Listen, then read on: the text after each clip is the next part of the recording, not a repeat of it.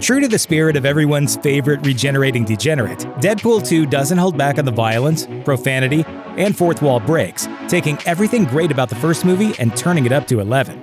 In that vein, Deadpool 2 also introduced a ton of new characters, and then, well, let's just say there are plenty of spoilers ahead. Some of these new characters carry a lot of weight in the comics, and a few have even saved the world once or twice. Let's take a look at all the characters in Deadpool 2 who mean more than you realized. Zeitgeist. A lot of hype was given to all the new mutants debuting in Deadpool 2.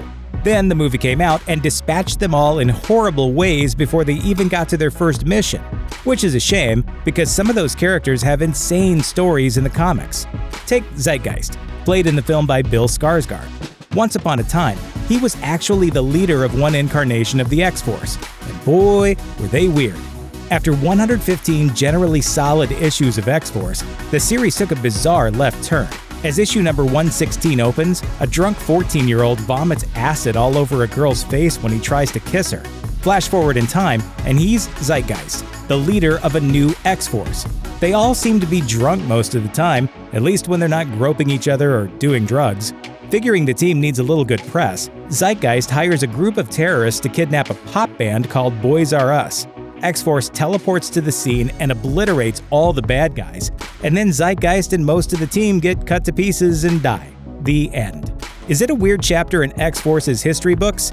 Oh, you bet. But somehow, Zeitgeist feels exactly like the right type of person to add to a Deadpool movie. And technically, they followed his story pretty closely, all the way to the wood chipper end. Bedlam. Ever since his first introduction as Bedlam in the pages of X-Force number 82, Jesse Aronson has been one of the core members of a crime-fighting team. As a mutant with the ability to influence electronics through his own bioelectric field, Bedlam definitely played a pivotal role in several missions. And like he says in the movie, he really can directly affect people's brains, which came in handy when the citizens of San Francisco were turned into brainwashed zombies, and Bedlam was able to reverse the brainwashing without destroying them all. But once upon a time, Bedlam almost destroyed the planet. In X-Force number 87, Bedlam left the X-Force to join up with his long-lost brother Christopher on a team called the New Hellions.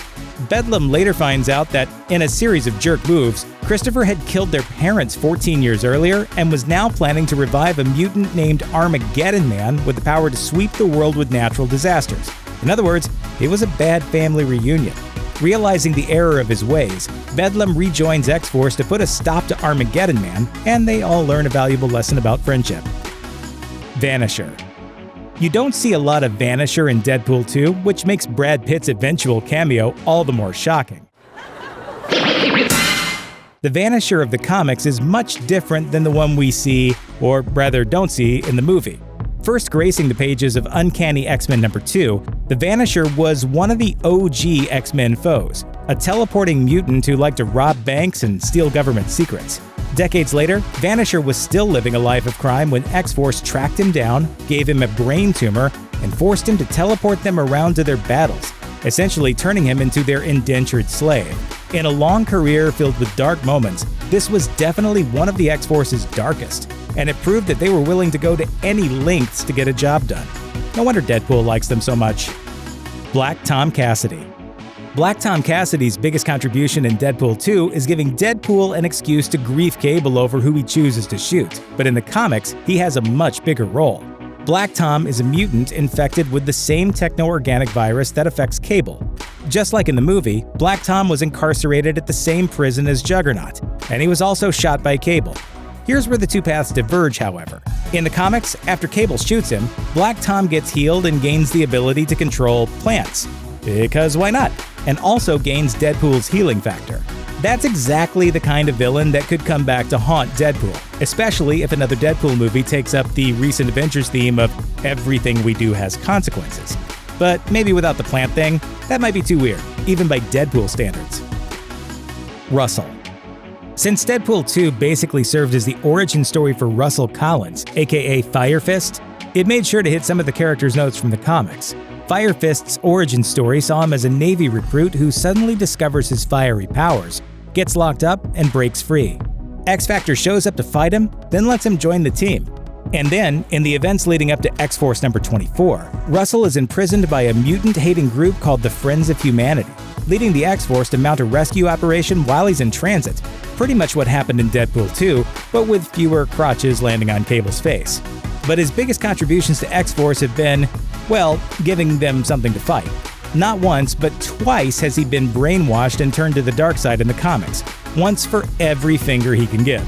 We're not sure where his character will go in any upcoming films, but one thing's for sure, they sure picked a hell of a kid to rescue.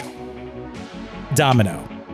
When you break it right down, Domino has some of the most useful powers in the whole film, and she's used them plenty of times in the comics to get both Deadpool and Cable out of tight spots. She also gets one of the coolest sequences in the movie. When she wants to, she can even get the best of Deadpool with just a few well-timed words, which makes her one of the most formidable mutants on the team. Any future Deadpool film is bound to feature a ton of Domino showing off how powerful she really is. And despite what Deadpool may say about it, that's a pretty useful ability. Yes, it is. Let's meet in the middle and say no, it isn't. Hope Summers. Leave it to Deadpool to introduce one of the most powerful mutants in the world and then end her brief story so tragically. We're talking about Hope Summers, of course, Cable's daughter, and the whole reason he traveled back in time in the first place. In the comics, Hope is what's known as an Omega-level mutant, basically just unstoppably powerful. After Cyclops becomes Dark Phoenix in Avengers vs. X-Men number 11, Hope harnesses the Phoenix Force to become an even more powerful Phoenix and stop him. And in Uncanny X-Men number 541, Hope absorbs all of the X-Men's powers to put a stop to an out-of-control Juggernaut. Where does it end? Well, in X-Men Legacy number 263, she admits that she's never seen the true limits of her powers. Now that Cable has successfully stopped her death, Hope Summers could have a big role to play in whatever on-screen form the X-Force takes next. Yukio and Shatterstar. In the film, Shatterstar is a sword-wielding mutant from Mojo World. In the comics, he's also a sword-wielding mutant from Mojo World, along with some extra weirdness that made him his own dad's father. But that's not where we're going here. After a long history in the comics, X-Factor number 45 had Shatterstar come out as gay and featured a panel of him and fellow male mutant Richter locking lips. The internet was quick to praise the writers of Deadpool 2 for featuring a gay superhero. But now that the movie is out and the only thing Shatterstar shattered were some helicopter blades, all the attention in that arena falls on Yukio, who is now in an on-screen relationship with Negasonic Teenage Warhead.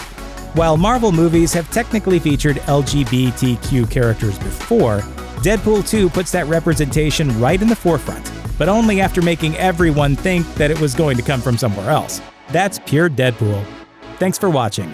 Click the looper icon to subscribe to our YouTube channel. Plus, check out all this cool stuff we know you'll love too.